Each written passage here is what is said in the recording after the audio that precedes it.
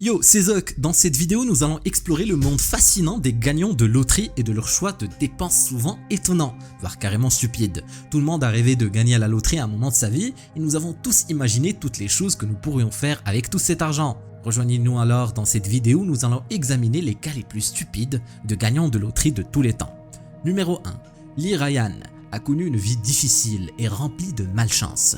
Mais en 1995, sa chance a tourné et il a remporté le jackpot de la loterie britannique, s'élevant à 6,5 millions de livres. Malheureusement, sa vie de luxe n'a pas duré longtemps. Juste 6 mois après avoir remporté la loterie, il a été arrêté pour vol de voiture et a purgé une peine de 18 mois de prison. Mais what? Cette mésaventure a valu à Lee Ryan le surnom de l'autolag et il est devenu le premier millionnaire de la loterie britannique à finir derrière les barreaux. Je ne sais même pas pourquoi il a fait ça.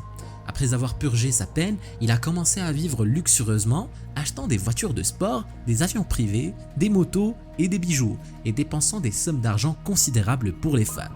Cependant, sa mauvaise gestion de l'argent a conduit à l'échec de nombreuses entreprises et investissements qu'il a essayé de faire. Malgré cela, il a déménagé à l'étranger avec sa nouvelle petite amie, dépensant encore des sommes considérables pour faire un business. Mais tout cela s'est avéré être un échec, car il a fini par revenir à une vie simple dans un appartement loué dans le sud de Londres, sans sous et seul. Numéro 2. Jack Whittaker était déjà un homme riche lorsqu'il a remporté le plus grand jackpot de l'histoire du Powerball en 2002. Il a choisi de prendre un versement forfaitaire d'un peu plus de 113 millions de dollars et ceci après impôt. Avant de gagner la loterie, il était déjà propriétaire de l'une des plus grandes entreprises de construction de Virginie occidentale et gagnait plus de 15 millions de dollars par an en contrat. Pourtant, malgré sa richesse personnelle, la malédiction de la loterie a eu un effet sur lui et a changé sa vie plus que jamais. Contrairement à la plupart des gagnants de la loterie, Jack était généreux avec son argent, donnant des millions de dollars à des œuvres de bienfaisance, des églises et même à la femme qui lui a vendu le billet gagnant en lui offrant une voiture et une grande maison. Cependant, la notoriété que sa victoire lui a apportée a attiré l'attention de milliers de personnes qui ont commencé à lui demander de l'argent et des faveurs. C'est fou, non? De plus, Jack avait une mauvaise habitude de laisser de grosses sommes d'argent dans sa voiture, qui ont été volées à plusieurs reprises. Il a également été poursuivi en justice à plusieurs reprises par des personnes qui voulaient simplement avoir accès à son argent, ce qui lui a coûté des millions de dollars en frais juridiques. Sous la pression de son nouveau statut, il a commencé à boire et à se comporter de manière inappropriée envers les femmes, offrant de l'argent pour dormir avec elles ou pour garder le silence. Son mariage de 40 ans a également été affecté et il a commencé à fréquenter des clubs et à faire des excès d'alcool. Malheureusement, les ennuis de Jack n'arrêtent pas là. Sa petite fille, qu'il aimait tant et gâtait avec des cadeaux et de l'argent, est décédée d'une overdose de substances illicites et sa fille a été retrouvée sans vie peu de temps après. Dans ses dernières paroles, Jack a admis qu'il regrettait d'avoir acheté ce billet de loterie et aurait aimé le déchirer sur place. Numéro 3. Carly Rogers a remporté la loterie britannique à l'âge de 16 ans, ce qui en fait la plus jeune gagnante de l'histoire de la loterie en Grande-Bretagne. Mais malheureusement, cette victoire lui a apporté plus de problèmes que de bonheur. Après avoir remporté le jackpot de 1,9 million de livres sterling, Carly a immédiatement quitté son emploi de caissière et a commencé à dépenser son argent de manière extravagante. Elle a dépensé plus de 300 000 pounds en vêtements de créateurs, en vêtements de designers, en maquillage de luxe et en tatouage. Elle a également dépensé plus de 100 000 € en voitures de sport et 2 fois cette somme pour des substances illicites. En plus de cela, Carly a donné plus de 400 000 € de cadeaux et de prêts non remboursés à ses amis, à sa famille et à ses anciens petits amis. Tout son gain à la loterie a été dépensé en moins de 3 ans. Elle vit maintenant d'allocations sociales avec ses 2 enfants, avec seulement une petite maison qu'elle a achetée pour elle-même et une autre pour sa mère comme preuve de son gain à la loterie. Elle regrette maintenant sa façon de gérer son argent et estime qu'elle était trop jeune pour gérer cette somme d'argent et cette attention. Elle plaide pour que l'âge minimum pour jouer à la loterie soit relevé à 18 ans. Pourtant, elle n'est pas la seule à avoir mal géré sa fortune. Que feriez-vous si vous gagniez à la loterie? Seriez-vous aussi imprudent que Carly ou feriez-vous des choix plus judicieux? Peut-être devrions-nous tous y réfléchir avant d'acheter un billet de loterie. Numéro 4. La loterie est connue pour changer la vie de ceux qui ont la chance de remporter le jackpot. Cela peut mal tourner. C'est le cas de José Antonio, un immigré illégal guatémaltèque vivant aux États-Unis sans papier. Contre toute attente, il a gagné 750 000 $ à la loterie de Géorgie. Cependant, n'ayant aucun document légal, il était incapable de réclamer son gain. C'est à ce moment-là que son employeur de longue date, Eric Cervantes, a proposé de réclamer le prix pour lui. José lui faisait confiance. Et malheureusement, après avoir réclamé l'argent, Eric a refusé de le lui donner. C'est là que les choses ont commencé à se compliquer. Malgré les conseils de plusieurs personnes pour laisser tomber l'affaire, José était déterminé à récupérer son argent gagné honnêtement. Il a décidé de poursuivre son employeur en justice pour refus de remettre ses gains. Malheureusement, lors de son procès, sa situation légale a été révélée. En outre, il a été accusé de menaces de mort contre Eric et sa famille, ce qui a ajouté un nouveau chef d'accusation à sa longue liste d'infractions. Malgré ces événements, José a finalement remporté son procès et a récupéré son gain de 750 000 $, bien qu'il ne lui reste plus que 250 000 après avoir payé les frais de justice et les impôts. Mais ce succès a été de courte durée, car il a été finalement déporté vers son pays d'origine, le Guatemala, et n'a jamais été revu depuis. Numéro 5. William Post croyait en la chance. En témoigne d'ailleurs sa décision d'utiliser les derniers 3 $ de son compte en banque pour acheter un billet de loterie. Sans emploi, il avait vécu une grande partie de sa vie dans la rue. Mais un jour, il gagne le jackpot de la loterie de Pennsylvanie s'élevant à 16 millions de $. Post décide alors de changer radicalement de vie en utilisant ses gains. Cependant, sa chance allait se transformer en cauchemar. Il dépense plus de 400 000 $ de ses paiements annuels en seulement 2 semaines et un peu plus d'1 an après avoir gagné. Il est presque à moitié à des millions de dollars de dettes. En plus de cela, sa petite amie l'a poursuivi en justice, affirmant qu'il avait convenu de partager les gains. Il a gagné le procès et le tribunal lui a accordé la moitié de ses gains, mais Post ne pouvait pas payer, ce qui a entraîné la suspension de ses paiements de loterie. Post a dû déclarer faillite et n'a pu garder que 2,5 millions de ses gains, qu'il a rapidement dilapidé d'ailleurs. Il a également eu des ennuis avec la loi et a été arrêté pour agression après avoir tiré un coup de semence sur un inconnu qui le harcelait pour de l'argent. Mais ce n'était pas la pire des situations qu'il ait connues. Son frère a embauché des tueurs à gages pour assassiner William et sa femme. Mais what? Afin qu'il puisse hériter de ce qui restait de son gain de la loterie. Avec 5 mariages et divorces déjà derrière lui, William a épousé une 6e fois. Il a confié lors d'une interview que tout le monde rêve de gagner de l'argent, mais personne ne réalise les cauchemars qui surgissent ou les problèmes auxquels on est confronté. 13 ans après avoir remporté le jackpot, Post vit d'aide sociale et meurt seul et sans aucun sou. Numéro 6. Christina Goodenough a remporté 1 million de $ à la loterie de l'Oregon en 2005, mais la façon dont elle a obtenu le billet est assez douteuse. Elle a utilisé une carte de crédit volée d'une personne décédée pour acheter son billet de loterie, ce qui est évidemment illégal. Elle a dépensé son gain de manière irresponsable, achetant une nouvelle voiture, rénovant sa maison et s'offrant des vêtements et des bijoux coûteux. Cependant, les enquêteurs ont rapidement découvert les circonstances troublantes entourant l'achat du billet et ont lancé une enquête sur Christina. Ils ont découvert que la carte de crédit qu'elle avait utilisée n'était pas la sienne, mais appartenait à une personne décédée. Ils ont également découvert que Christina avait commis plusieurs autres crimes en utilisant ses gains de loterie pour financer ses activités criminelles. Elle a été inculpée de nombreuses charges, notamment de falsification de documents, de fraude informatique, de vol et de violation de liberté conditionnelle. Elle a été condamnée à une peine de probation obligatoire et a dû renoncer à ses gains de loterie au département de police de Medford. On dirait bien qu'elle a payé pour ses crimes. Numéro 7. Michel Carroll a eu une chance incroyable en reportant la loterie. Une chance que peu de gens peuvent se vanter d'avoir d'ailleurs. Malheureusement, il n'a pas su comment gérer cette fortune de manière intelligente. Carroll, un jeune homme de 19 ans, était connu pour son comportement perturbateur, ses petits délits et son casier judiciaire chargé. Il vivait littéralement de salaire en salaire sans même avoir de compte bancaire. Mais le sort a fini par lui sourire lorsqu'il a remporté 10 millions de livres sterling à la loterie nationale britannique. Cependant, au lieu de mettre un terme à ses comportements néfastes, sa victoire n'a fait que les amplifier. Carroll est devenu célèbre du jour au lendemain, un phénomène en ligne, et il est devenu connu pour ses extravagances. Il a acheté une villa énorme, organisé des fêtes extravagantes avec des centaines de personnes qu'il connaissait à peine, et portait toujours des chaînes en or différentes à chaque fête. Il organisait également des courses de démolition dans son jardin où il lançait des débris sur les fenêtres de ses voisins. Et oui, ce qui a entraîné de multiples visites de la police. Mais malheureusement cela n'a pas duré et il a fini par délapider chaque centime de ses 10 millions de livres sterling. Il a finalement dû vendre sa villa et tous ses bijoux. Il s'est retrouvé sans abri, vivant dans les bois. Cependant, il a finalement réussi à trouver un travail dans une usine de biscuits, gagnant seulement 300 € par semaine, un contraste frappant pour quelqu'un qui valait des millions seulement quelques années auparavant. Mais heureusement pour lui, Carol a finalement réussi à vaincre ses addictions et est sobre depuis.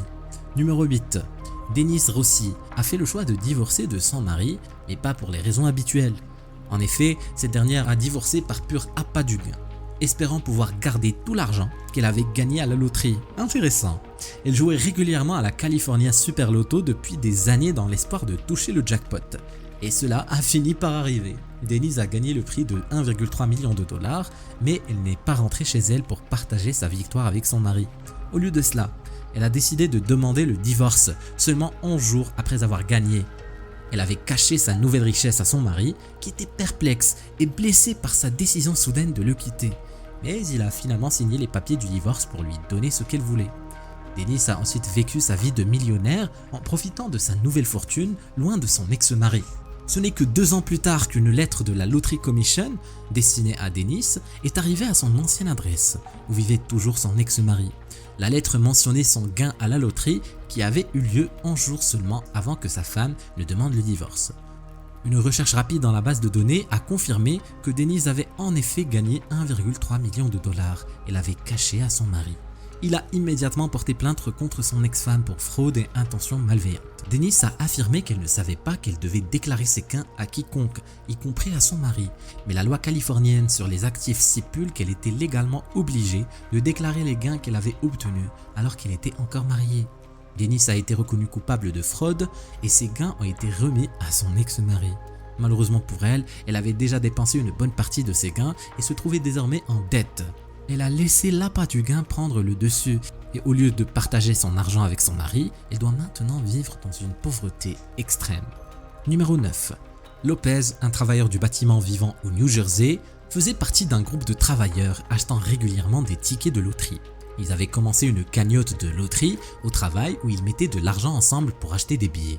Ils ont confié à Lopez le soin d'acheter et de gratter les billets au nom du groupe. Un jour, Lopez s'est rendu compte qu'un des tickets avait gagné la loterie Méga Millions en novembre 2009. Mais au lieu de partager cette bonne nouvelle avec ses collègues et faire valoir leurs gains en groupe, Lopez a décidé de garder cela secret. Il a décidé de garder tous les gains pour lui-même et a élaboré un plan pour quitter son travail. Il a menti à son patron prétendant qu'il devait prendre un congé pour une chirurgie sur son pied. Et son patron et ses collègues ne se sont pas posés de questions et lui ont accordé un congé. Il a ensuite collecté les gains de 24 millions de dollars de la loterie qui après impôt s'élevait à un peu plus de 17 millions. Après avoir collecté ses gains, informé son patron qu'il ne retournerait pas travailler après la chirurgie. Lopez est allé plus loin en essayant de cacher son argent et en faisant une demande d'allocation chômage pour donner l'apparence qu'il était un travailleur américain normal, sans emploi. Il a commencé à dépenser ses gains de manière fastueuse en effectuant un versement hypothécaire de 400 000 dollars sur sa maison. Puis, il a acheté un nouveau camion Chevrolet Colorado de 35 000 dollars et a effectué plusieurs voyages au Portugal, son pays natal. Il a donné près de 250 000 dollars de cadeaux et d'argent à des membres de sa famille et de ses amis, tout en étant assez méticuleux pour effectuer un paiement anticipé annuel sur ses impôts sur le revenu. Personne n'était au courant qu'il avait remporté la loterie. Il a ensuite acheté un nouveau manoir d'1,5 million de dollars, une grande propriété, avec 4 chambres, 6 salles de bain et une grande allée qu'il a remplie de plusieurs voitures de luxe. Mais son ego a finalement eu raison de lui. Et il a révélé à un ancien collègue qu'il avait en réalité remporté la loterie. À peine une semaine après, ses collègues ont mené une enquête rapide sur internet révélant qu'il avait gagné la loterie alors qu'il faisait encore partie de la cagnotte de la loterie au travail, en utilisant leur argent pour acheter le billet gagnant. Ses collègues ont porté plainte contre lui pour obtenir une partie des gains auxquels ils avaient droit. Un jury a unanimement ordonné à Lopez de partager les gains avec ses collègues car ils y avaient droit. Il a été condamné à payer 4 millions. Numéro 10. Alicia Battle était connue pour être une fauteuse de troubles ayant été arrêtée pour fraude à la carte de crédit, dommages causés à des véhicules et agression. Elle a été pratiquement fauchée car elle avait plusieurs emplois payés au salaire minimum qu'elle ne pouvait garder plus de quelques mois. Mais son destin semblait changer lorsqu'en 2003, elle remporta 162 millions de dollars au Méga Millions. Au départ, il fit croire à tout le monde qu'après l'annonce des numéros gagnants cette année-là, elle réalisait qu'elle avait acheté un billet perdant, mais qu'elle avait concocté un plan pour voir si quelqu'un allait réclamer le gain. Après quelques jours et sans que personne ne réclame le prix, elle a alors déclaré publiquement qu'elle était en fait la gagnante, mais qu'elle avait égaré son billet. Le grand public a essayé de l'aider à retrouver le billet perdu et elle est même allée jusqu'à déposer un rapport de police pour cela. Entre-temps, la véritable gagnante de la loterie avait son billet avec elle et cherchait simplement des conseils financiers avant de se faire connaître.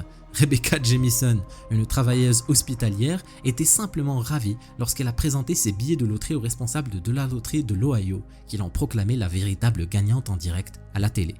Elle a révélé qu'elle prévoyait de manière privée comment dépenser judicieusement ses gains, mais a été choquée de voir une autre femme prétendre être la gagnante. Toute personne normale aurait accepté cette perte et cette humiliation et aurait gardé un profil bas, mais pas Alisha. Elle a alors déposé un autre rapport de police pour empêcher Jamison de réclamer son gain, affirmant que l'infirmière avait trouvé le billet perdu et le réclamait comme le sien. Une enquête sur l'affaire a révélé que Jamison était effectivement la propriétaire du billet car elle était en mesure de fournir le reçu d'achat du magasin où le billet avait été vendu. Alisha s'est alors retrouvée à nouveau du mauvais côté de la loi et a été inculpée de dépôt de faux rapports de police et condamnée à une peine de prison. Numéro 11. Evelyn Bass était chanceuse. En 1985, elle a gagné 2 fois la loterie en l'espace de 5 mois, remportant un total de 5,4 millions de dollars. Mais avec tout cet argent, elle avait de nombreuses personnes qui le voulaient. Elle a donné une grande partie de son argent à ses amis, mais sa plus grande perte d'argent était son addiction au jeu. Les machines à sous d'Atlantic City ont progressivement vidé son compte bancaire. En 2000, il a été rapporté qu'elle achetait toujours des billets de loterie alors qu'elle avait emménagé dans une caravane dans le New Jersey. Il est important de rappeler que l'argent peut être gaspillé rapidement si on ne sait pas comment le gérer et que certaines habitudes comme les jeux de hasard peuvent être dangereuses pour la santé financière et mentale.